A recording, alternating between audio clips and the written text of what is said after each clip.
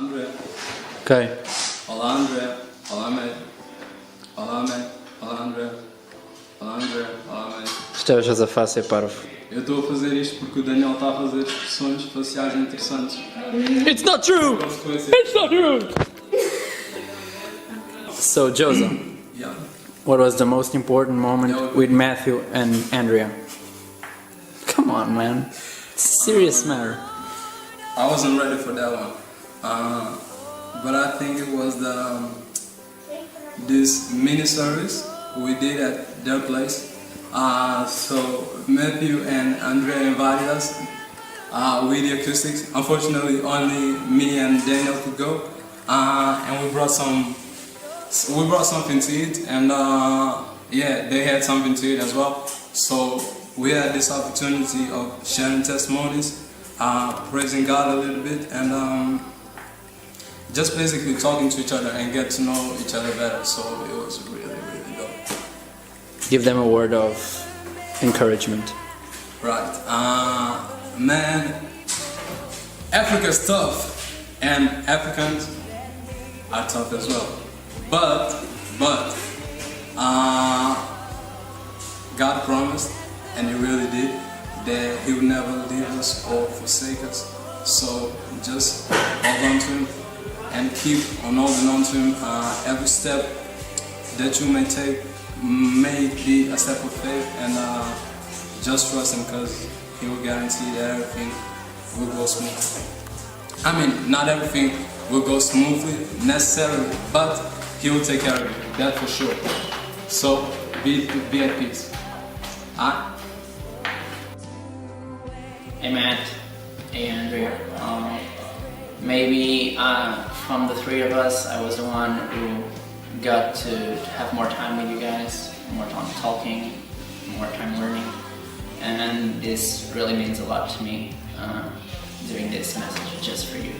You guys mean a lot, mean the world to me, because you taught me so much new things, such knowledge that I couldn't get anywhere else. You were close friends, we were like brothers, and I really respect you guys for what you're doing. And it's funny, I remember all the conversations we had, and they turned me into a better Christian, a better son of God. I was more like a black sheep among the family, and now I'm white as the others. And thanks for your advices, and you know, it just really means a lot. And I almost cried editing this video, so that means something. I'm not a crying person.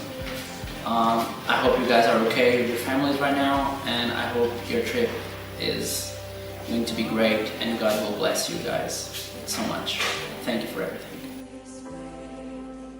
Sure. All right. What did the missionaries talk to you that touched you more?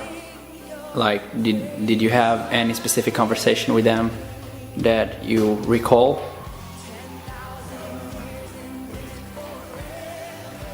No, I didn't have any specific conversation with them, but most of the time my conversation was with Matthew. It's more, I won't say he's specific, but most of the time and most of the things I end up learning with him is about how to improve myself, being a better person. Try to make a schedule, not to get myself involved with everything, and yeah, it was about it most of the time. And give them a message of encouragement. Dude, you're going to Africa. No, that's not real. I'm glad that I met you guys. Okay, this is personal because my mother, she is also a missionary. She didn't work at the field, but she worked a lot supporting other missionaries, support people when they are preparing to start a church, raise a church. And I grew up with a kind of extra respect for her will to do what most of people would never do. That being there for other people's sacrifice, yeah, her time, her future. Instead, being in the 21st century, trying to make money, she spends her time to help others to be a better person. So, what you guys are doing is really, really great, and especially leaving America to Africa, Mozambique. Really, it's nice.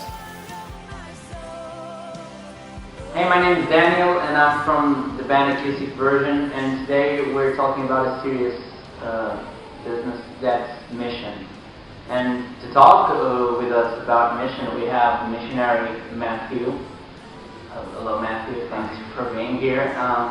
So the first question I want to ask you is, what is being a missionary? It's a good question, Daniel.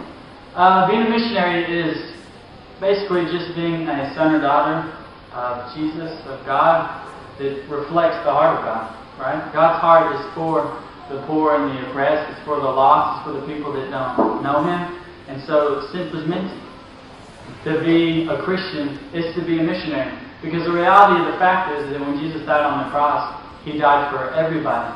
He died for every sin that was committed, every sin that will be committed. But you know what? There's millions of people on this earth that have never heard about Jesus. Yeah. So Jesus died for those people. And Jesus is worthy to receive the rewards of the suffering. Because right now, Jesus is not receiving that reward. So in essence, we are spilling the useless blood, or the precious blood of Jesus on the ground, making it useless by not going and telling people about Jesus. So being a Christian is being a missionary. That's a good answer. I have another one for you. What was the hardest thing to leave behind? Because missionaries usually travel to far away, and what was the hardest thing to leave behind? Definitely the hardest thing that my wife and I have had to leave behind has been family. I mean, when you go off to another country to serve Jesus, everything continues on. People continue to grow, they continue to live their lives, they continue to share memories that you're not a part of. And that's kind of a painful thing to miss. When you have nieces and nephews that you haven't seen yet, that are a couple of years old, that's really tough. But the Word is very clear that when we sacrifice things, Jesus will reward us in this life and in the life to come. And really, nothing is too hard to give up for Jesus just to be so awesome. It's funny you say that because we see missionaries all over the world dying and being burned and being crucified. Are you not afraid of those things happening to you? You're going to Mozambique? Yeah. I mean, yeah, that's something that definitely comes into my mind, and I talk a lot about with my friends that are going to even more dangerous contexts, like places that are having civil war more openly, or places that are actively persecuting Christians. And it's something that's always, kind of in the back of your mind, thinking this could actually happen to me. When you read a story about a missionary that's martyred, it's like, oh wow, that happened. Elaine, way far away, it happens in a place that I'll never be. But then when you're thinking about actually going to these places, it's in your mind. But the funny thing about it is that it's way easier to get scared thinking about it beforehand than when you're ever there. Because Jesus' grace is sufficient to carry us through whatever circumstance that we're in. And so when my feet are on the field and when I'm ministering and I know that I'm in a hostile or dangerous environment, no, you don't think about that stuff because Jesus is with you, and you know that no matter what happens, His name will be glorified and will be taken care of. A more personal question. When did you hear that calling? Because being a missionary is being called. Yeah, absolutely. The first time I went into Mozambique, God just absolutely broke my heart completely. I'd been to other countries, I'd been all over the world doing ministry, but it wasn't until I went to Mozambique that God really called me to full-time ministry, and it was through the faces and the lives of the widows and the orphans in Mozambique. just because the poverty is so massive there, and there's so many people without hope and without anything in this life, that God just wrecked me. And as I began to process it and ask God, what are you doing in this?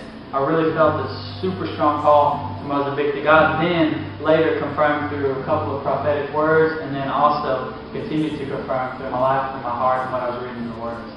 So it was that first trip in Mozambique when I saw the conditions of the people, saw their hopelessness, saw how lost they were, that I really understood more of the heartbeat of God, and that I was able to see just how much His heart breaks for the lost. Thank you, Matthew, for being here. Thank you for your words. They're really blessed. One last thing. Do you have any message for those who are seeing this about mission and about being a missionary, even if it's a local missionary? Sure, absolutely.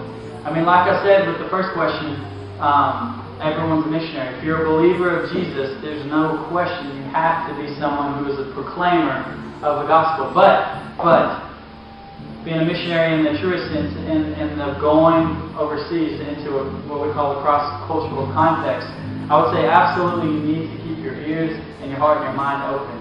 Because, like I said, Jesus is worthy to receive the rewards of His suffering in every part of the world. No matter how hard the context, no matter how easy the context, Jesus is worthy. So whatever He asks you to do, just be obedient, because God is wanting to amaze us. God is wanting to astonish us with His goodness and His glory. And if we will be obedient, if He can find a people or a person that is obedient, then we can be open doors to His glory. And if we are obedient to do whatever He asks, we'll be able to see Him do incredible things. Incredible things. So just keep your ears open and just be ready and willing to go whenever He calls. You heard it. Keep your ears open and do your thing. Take it.